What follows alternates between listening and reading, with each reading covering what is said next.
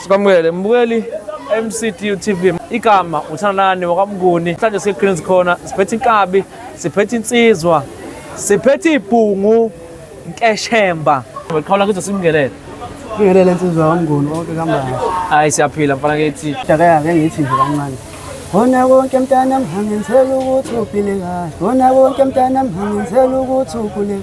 Ufane nabanye abantwana nawe uqoka yize ngaphelele ejele nazama ngihluleka mntana manje ngibona ngisikole angihazi ngokulala ukuthi ngihonkathazekile ukuthi lapho khona noma wakho ngabe ngile ulapho dlokuthu imali abantu abaningi bebekhipha ingoma bayikhipha ingoma mhlawumbe ngesimo abadlule kusona ngabe lesimo sichaza la isimo mhlawumbe wena wadlula kusona yini cha mntaba angazi ngidlule kuso lesimo kepha into engiyibona yenzeka emhlabeni mntaba ungathatha lapho ngahlanganisa kwakheka istory mntaba mhlawumbe ngoba phela siyazi ukuthi ungale ngakonanda ngasona lethi mhlawumbe into oyibona yenzeka emphakathini noma into nje oyibona in general ukuthi bayibona kwezinye indawo into engayibona kwezinye indawo mntaba so mhlawumbe ngoba usushilo ukuthi mawuqala uthi uyabhala ingoma uyibhala based entweni oyibonile kuphela noma zikhona ezinye izinto ezibaleshayo ubhala ingoma ngoba khona ingoma oshaya laphana yothando futhi edla abantu futhi naye kakhulu ebheke ku 1.2 million manje isibaya sikababa ithini into leya ngoma mntaba ukhona ukuyimuzwa yami engiyifakile omncane kodwa okuningi akuqondene nami mhlawumbe awusihlaphulele lapha kunemizwa yakho ngakhona ukuthi ikuphi cha mntaba ngasho ngithi nje ngangahlangana nomuntu engangibona ukuthi cha lo muntu lo ngangibuka ngale ndlela ukuthi mina usekufanele ukuthi angawuvela ekhaya so ngabhala ngaleyo mizwa nganginayo ngaleso sikhathi mfowethu ngoba lapho mntaba kwagcina kwenzakala nayi mfowethu kwagcina mntaba ngicela sidlule leyo kusho kwagcina kalunganga ngicela sidlule kulungile iqhawe kithi uphinde futhi laphana kuyona iEP yakho ekhiphile kunengoma laphana ethi ushaka mfowethu leya ngoma ithini into yakhona umuzwa wakhona nakuyona usukaphi ukuzigcina ukwazi ukuthi ugcine usuyihlanganisela le ndlela ehlanganise ngayo mfowethu ushaka ubhale kuSeptember ngiwulungise nje ngoSeptember ngangiwukhipha ngoba uSeptember bekuyinyanga yamagugu lapho sikhumbula khona ilembe leqama emalembe so leyo ngoma leyo ngangibhala ngiveza izinto ezayifiswa ilembe ngiveza nezinto ezazenzeka kusekhona ilembe so mfowethu ngasho ukuthi cha leyo ngoma mfowethu ngangikhipha nje ngikhiphela wona inyanga yamagugu lapho sikhumbula khona noDumehlezi mfowethu mhlawumbe-ke manje sasibheka ke uNkeshemba useyaqala uyavela ebantwini ngama uNkeshemba vele lento umculo yinto ayefisa vele ekhula noma yinto eqhamuke nje ngoba isiqhamuke ucula mntaba iphupho lami mfowethu kube kuyiphupho lami into nje vele engathi ngene esikoleni ngasho ngathi cha ngifuna ukuba umculi mfowethu ngasho nje ukuthi hayi into vele ebeyifiso sami konke lokho kwenzeka njengamanje okuyifiso zami mfowethu mhlawumbe-ke sibuyele sihlele emuva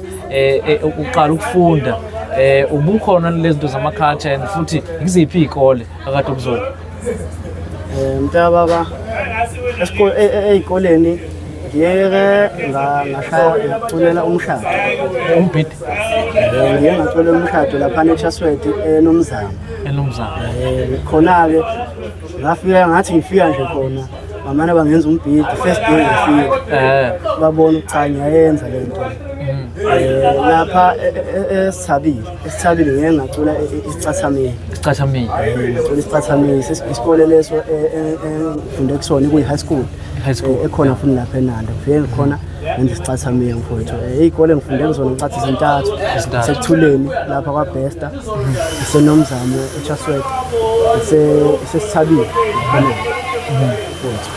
mhlawumbe wena ngoba phela abantu abaningi abangena kumaskandi umuntu ngena athi mina ngine-background ukuthi ngakhulela emakhaya mhlawumbe kona ikhona into e-background kanjalo ukuthi hayi no mhlawumbe ngike ngivakashe emakhaya ngifike ngibe inspired ngomculo ngifike ngiwubone emakhaya oculwayo wensizwa bese-ke ugcina usukudraw ukuthi-ke nona ungena kumaskandi ngoba usudraw ufisa ukuba umculi wawungakhetha noma yiphi ijanda but you chose umaskandi. What inspired ukuthi ukhethe wona-ke wena umaskandi straight ngoba mhlawumbe ungacula amapiano? Ngasho ukuthi noma ngingakhulelanga khona emakhaya but benginokuya nje ngoDisemba ngivakashe yabo, so ngasho ukuthi umaskandi futhi into enza ukuthi-ke ngingene kuwo ngoba ngiyawuthanda futhi ngiyayithanda kakhulu into ehambiselana nesintu. Ngiyayithanda kakhulu yonke enza ukuthi-ke ngiwelele ngapha kumaskandi mfowethu. Okusho ukuthi-ke namhlanje ngihlangene nababhidi mina lapha eMlazi eMlazi Junior Primary School ngangumbhidi ngangifika-ke mina ngisuka emakhaya ngizojoyina isikole eMlazi nakhona ngafike ngaba umbhidi ngithe uma ngiphuma lapho ngafika eNkonkoni ngafike nakhona ngafike ngawumbhidi ngaphatha isicathamiya insizwa yasijimisa kuyinsizwa eyidlala i-Royal Messengers kuyona eyijimisa isicathamiya umlando wacothuza kunawo into engihlula-ke lento ekuthiwa i-gospel eyi lokho kwakungihlula lokho kwamanjena kwakufanele njalo uma ucula ujule kakhulu mina angiyela la muntu okujula mina ngifuna lento yosinga lento ezokhuluma ngolimi lami isikhathi esiningi kubanjwa nomoya-ke lezi zinto zo-gospel lezi ngasho ukuthi namhlanje kusho ukuthi nami ngangi-inspiration ukuthi mhlawumbe nami ngingazama ngiyeka lento yama-podcast mhlawumbe ngivele ngixhume ngingena emculweni nalunga ngokuzizwa nami kaba cha ikhona likhona kunabantu bevuma ukuthi angeke ngize ngiphawule kakhulu bangaze ngikuzwe kodwa nje uma uzizwa nawe cha ngiyayenza. Qhawula kithi siyayibona indlela yakho oqale ngayo emculweni. Ngicabanga ukuthi mina ngicabanga ngiqale ukwazi ku-TikTok. I-social media mhlawumbe uma sithatha ukubheka ilekelela kanjani i-industry kumbe mhlawumbe wena as a person as uMkeshembe nabantu abakulandela ku-social media ukugcina ukwazi ukufika la ufike khona? Social media mntamkhulu kulekelela kakhulu ngoba manje umculo wakho awugcini ukuthi siwazi la endaweni kuphela mangabe ukhiphe noma ucula. Khipha i-social media uyawusabalalisa iy'ndawo ey'ningi umculo wakho uthula eThekwini kube khona umuntu osegoli owazi umculo wakho ngo-social media. So social media kwethu udlala indima enkulu ekuphusheni umculo. Ngasho ukuthi i-social media inamandla Qhawula kithi usuyangena-ke manje emculweni njengoba usungenile i-support engaka oyitholayo kubantu ungabe it's the same support oyitholayo ku-community ngasekhaya kwifamily? I-support engiyitholayo kubantu kwethu yonke indawo kunjalo impela abantu make bezwa ngiveza ikhono lami bangisapothe kakhulu mntaka yonke indawo even ngisho emndenini nabo bayajabulile kakhulu.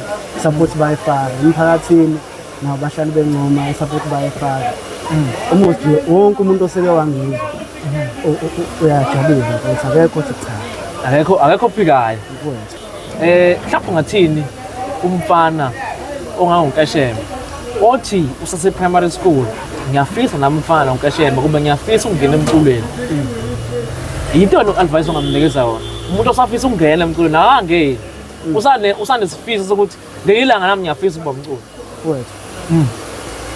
Engingakusho mfowethu kulabo mfowethu ngasho ukuthi into yakho yazi uyimisele futhi kuyona ube nokuzethemba futhi uyihloniphe into yakho bese-ke mfowethu kube ukuthi uyakhuthala kuyona uyikhuthalele because mozobuya ube nokuvilapha angeke izihambe le ndlela ofisa ngayo.